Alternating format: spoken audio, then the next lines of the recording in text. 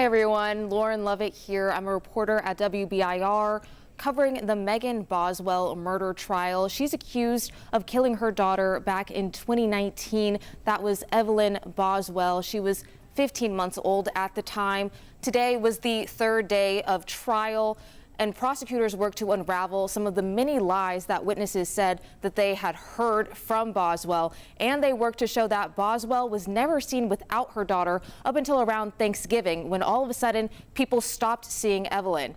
I'm going to break down some of the key information that we learned today. First, Hunter Wood, Boswell's boyfriend at the time, will not be coming to testify. His father, Randy, took the stand today, basically saying that his son was recently admitted to a hospital in Virginia where he's getting mental health treatment. He says that the mental health issues started shortly after he started being accused of being a baby killer. Randy owned the chicken restaurant that Boswell worked at. That is also the restaurant where Boswell and Hunter Wood met each other, and they started dating shortly after that. Randy said that he had never met Boswell's daughter, Evelyn, even when Boswell had stayed at his house for a few nights. He said that he never saw Evelyn. She never brought any of her items there, no diapers, no baby toys, nothing. He testified that he wanted to make sure that her schedule was going to work for her, being that she was a young mother with a young child. She told him that he didn't have to worry about that, and she was willing to work whatever hours were available. The defense had tried to shift blame to Hunter Wood several times in the past couple of days, with testimony saying that he was the one that could have killed Evelyn and that he was the one who disposed of her body. Her lawyers again tried to show Hunter Wood as being a violent person with hallucinations, but his father testified that he had never seen any of that. The defense also tried to claim that Hunter was concerned about people being able to read his mind and that he might have used aluminum to try to keep people from reading his mind. And if you remember, Evelyn's body was found with aluminum foil wrapped around her head. Now I want to focus on Ethan Perry. That is the man that Megan Boswell had claimed was Evelyn's father. We learned today that that was not true. Perry testified that he had doubts from the beginning that he was Evelyn's father. He said that he was in the Army at the time, and the timeline didn't work up from when he had returned home to when Boswell had announced her pregnancy. He said that he had only met Evelyn once back in 2019, and he never saw her again after that. He claimed that he did try to see Evelyn several times after that, but Megan told him excuse after excuse as to why she did not have Evelyn with her. He said the Department of Children's Services and the Army had came after him looking for Evelyn after hearing many stories about Megan Boswell saying that Evelyn was with Ethan Perry.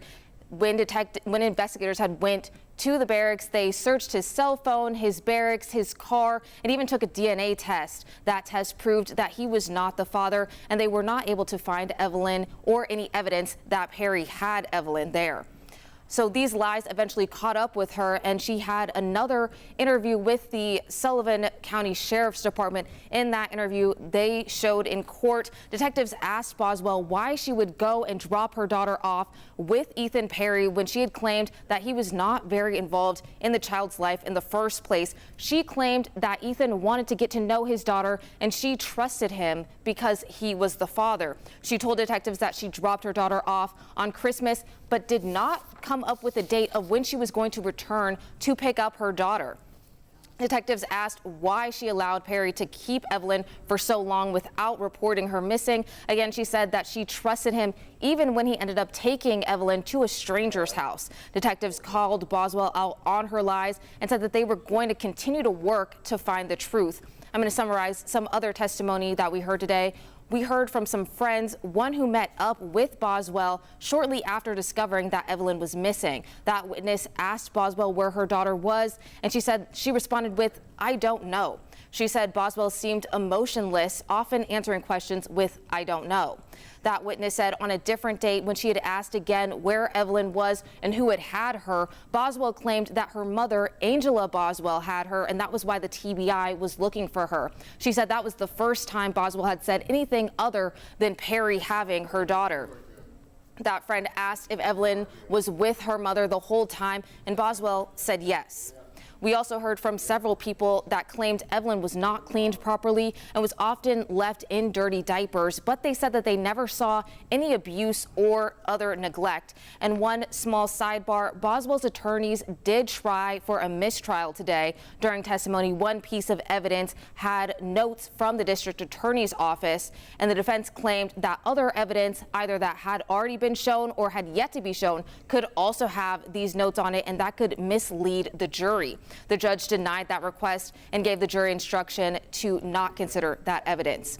More of today's testimony can be found on WBIR.com, and we will continue to update you both online and on TV as soon as possible, and I will continue to give you these nightly updates. Court starts back again tomorrow at 10:30.